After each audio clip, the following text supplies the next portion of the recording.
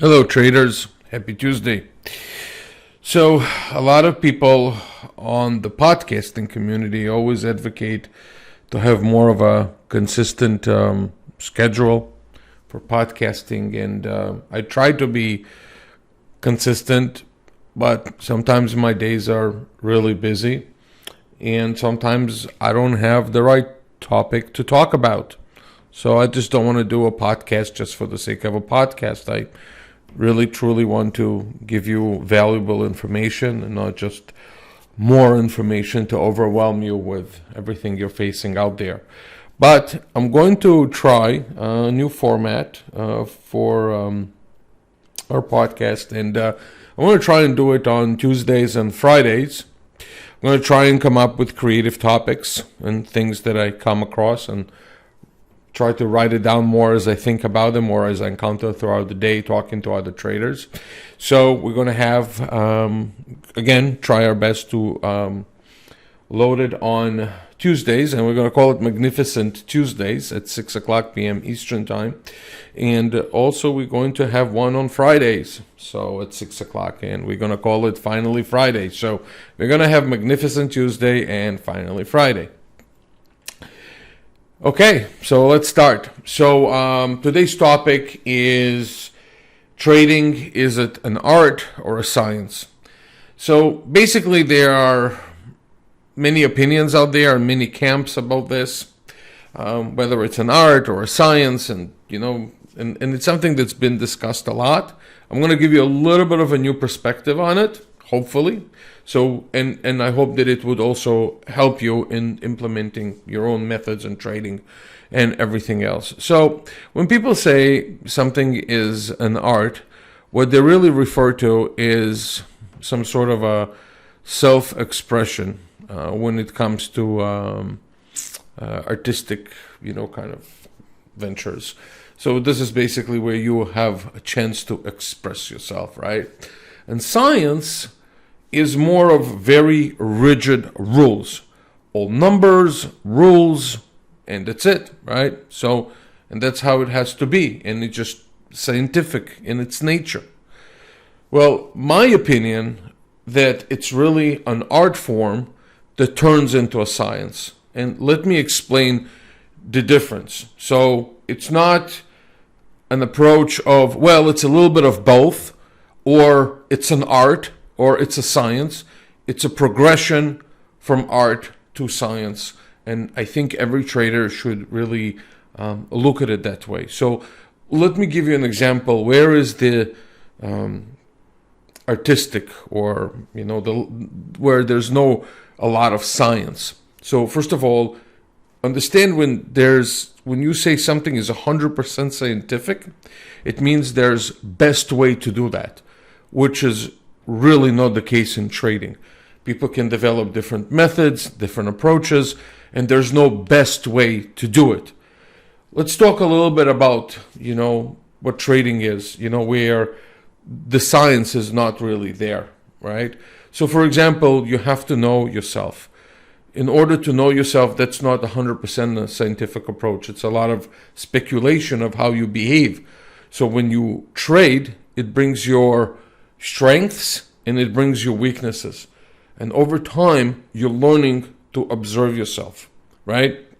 You're learning to see, I'm functioning well under this environment, or this is my weakness, or I'm becoming desperate, I'm adding money to losing positions, or I'm becoming impulsive, or at the same time you can, on the positive side, you can say, I'm learning that I'm a lot more methodical than I thought. I'm learning that I'm a lot more disciplined than I thought. So again, it's a self-exploration process.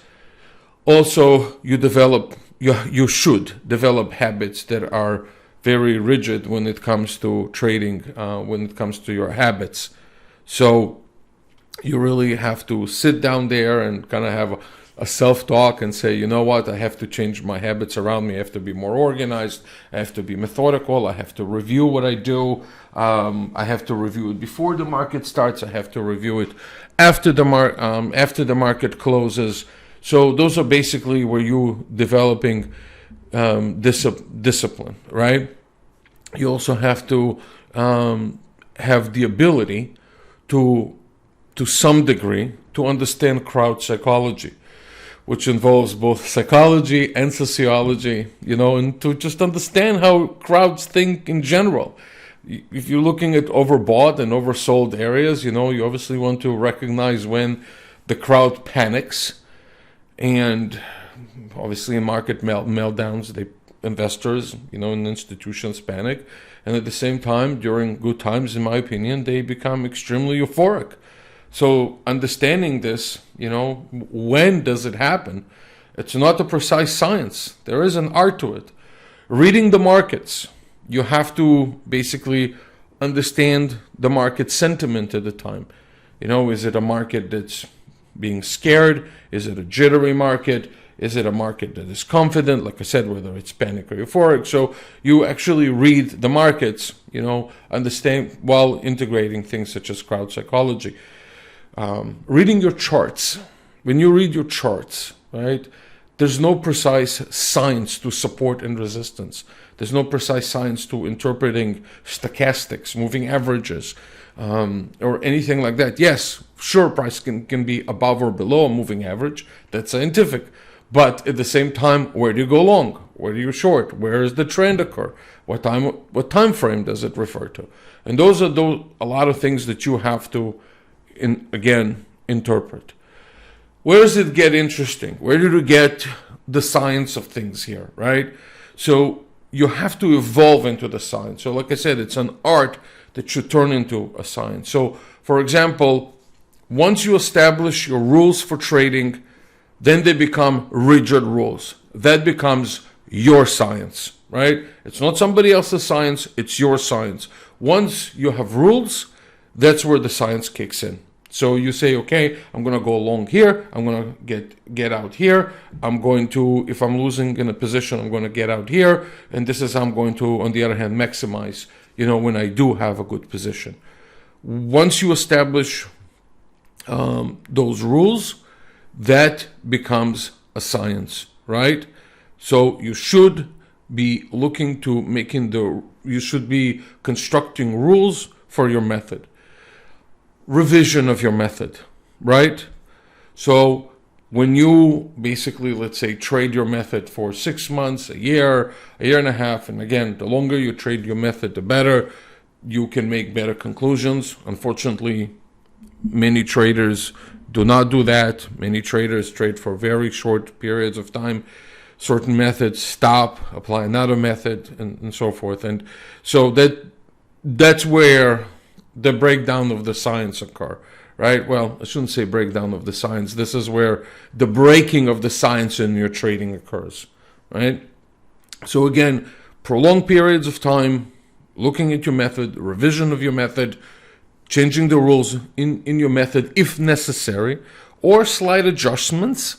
That's scientific in its nature, because going forward, and again, maybe the interpretation becomes a little bit artistic, but the implementation afterwards becomes your method, and that's what you stick with, right? Also, as I mentioned before, when you're looking at charts and there is an art to it, you should look at things, for example, where's the probability of things to happen?